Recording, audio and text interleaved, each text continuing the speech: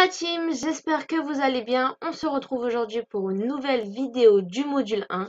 Et dans cette vidéo, on va voir la différence qu'il y a entre do et make. Comme vous devez le savoir, do et make en français veut dire faire. D'accord? Ils ont la même traduction. Mais il y a deux façons très différentes de les utiliser. D'accord? C'est pas moi qui vais décider, oui, bah aujourd'hui j'ai envie de dire do et demain j'ai envie de dire make. Non, il y a des règles à suivre et des règles à connaître. D'accord? Donc dans cette vidéo, on va voir quand est-ce qu'on utilise do et quand est-ce qu'on utilise make. Premièrement, on va commencer avec le verbe do. Donc, je ne vous refais pas la vidéo numéro 1. Si vous avez envie de la revoir parce que vous vous en rappelez plus, n'hésitez pas à aller la re-regarder une deuxième fois. Mais voilà, du coup, au présent, do reste do à toutes les personnes, sauf à la troisième personne du singulier où on rajoute juste un E et un S et ça fait does.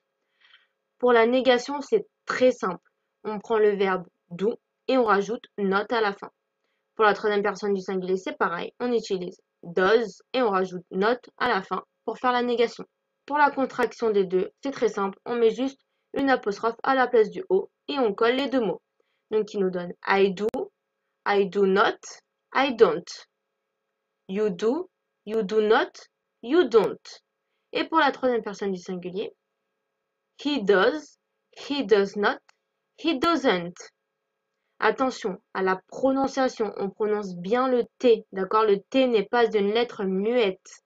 On ne dit pas I don't, non, on dit I don't. He does not, he doesn't. On prononce bien le T, attention. Alors, quand est-ce qu'on utilise do? C'est très simple. Do est un verbe d'action. Donc, pour rappel, un verbe d'action est un verbe qui exprime une action qui a été faite ou qui a été subie. D'accord? Donc, c'est une action. Donc, on agit. Par exemple, I do my homework. Je fais mes devoirs. Donc là, c'est une action. Je fais mes devoirs. C'est l'action de faire ses devoirs. Deuxièmement, David does basketball. David fait du basket. Donc là, c'est pareil. Il fait une activité, il fait une action. They do the dishes. Ils font la vaisselle. C'est pareil. Là, faire la vaisselle, donc c'est faire une action, bouger, tout simplement.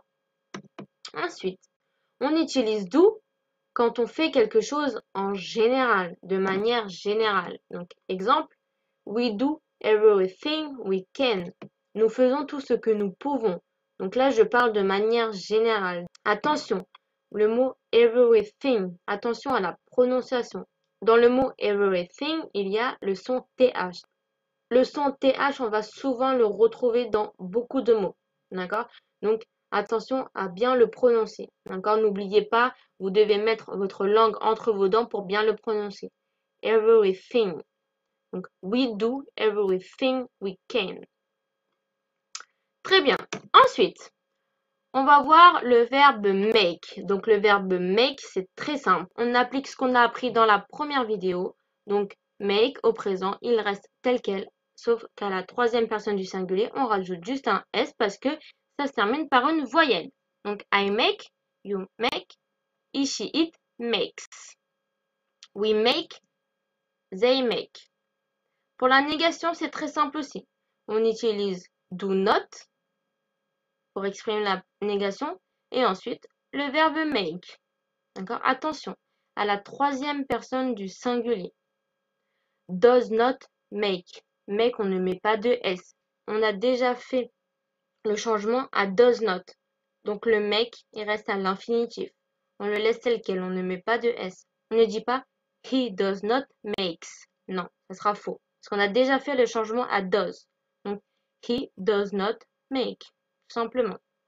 Donc je vous fais un rappel vite fait de la construction de la négation. Donc on prend le sujet, le verbe do ou does, la négation not et le verbe à l'infinitif. Donc le sujet he, does not ou doesn't, on va faire la contraction, et un verbe à l'infinitif, it. Pour make, make. Très simple. Donc, on ne rajoute pas de S, que ce soit à it ou à make. Le verbe reste à l'infinitif, d'accord? On ne met pas de S parce qu'on a déjà fait le changement à does.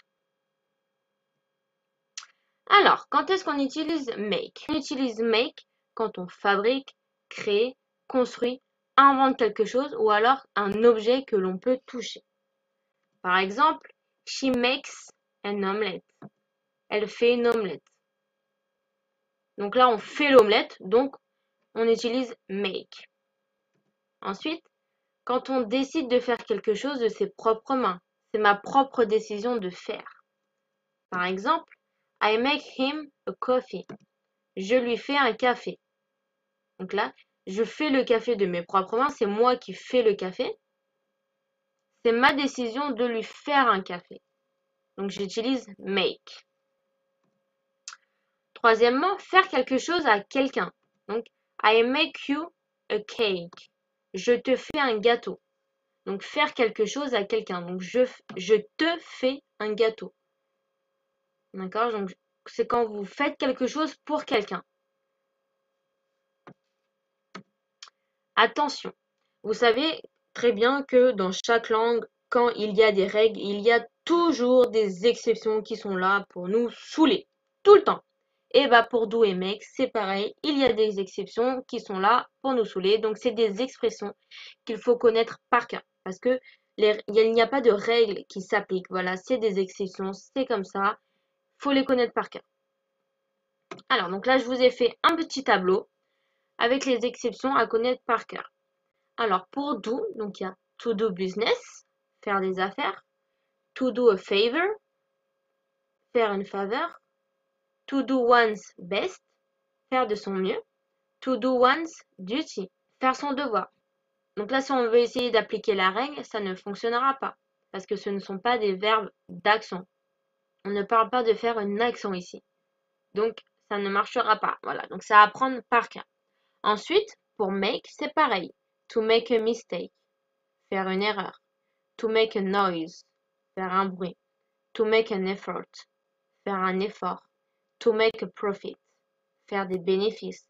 To make an agreement, conclure un accord. To make an appointment, prendre un rendez-vous. To make a suggestion, faire une suggestion. Voilà, donc là c'est pareil, on ne parle pas de créer quelque chose, on ne parle pas de construire quelque chose, on ne parle pas de faire quelque chose avec ses propres mains. Donc là, make ne suit pas la règle que je vous ai expliquée juste avant. Donc c'est des expressions et qu'il faut connaître par cœur. Donc si je dis to do a mistake, ce sera faux. Il faut dire to make a mistake. Même si cela ne suit pas la règle que je viens de vous apprendre, je sais, mais c'est des expressions à connaître par cœur, tout simplement. Donc je vous invite à reproduire le tableau chez vous sur une feuille ou sur un document Word pour l'avoir et le relire de temps en temps afin de les apprendre par cœur. Et voilà les amis, c'est tout pour aujourd'hui. C'est tout ce que vous devez savoir sur la différence qu'il y a entre do et make. N'hésitez pas à refaire le tableau et à apprendre par cœur. À prendre aussi des notes de la vidéo. Alors si vous voulez la regarder, il n'y a aucun souci.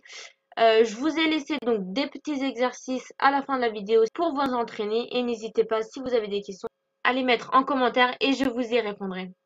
Et on se retrouve demain pour la prochaine vidéo. Ciao, ciao!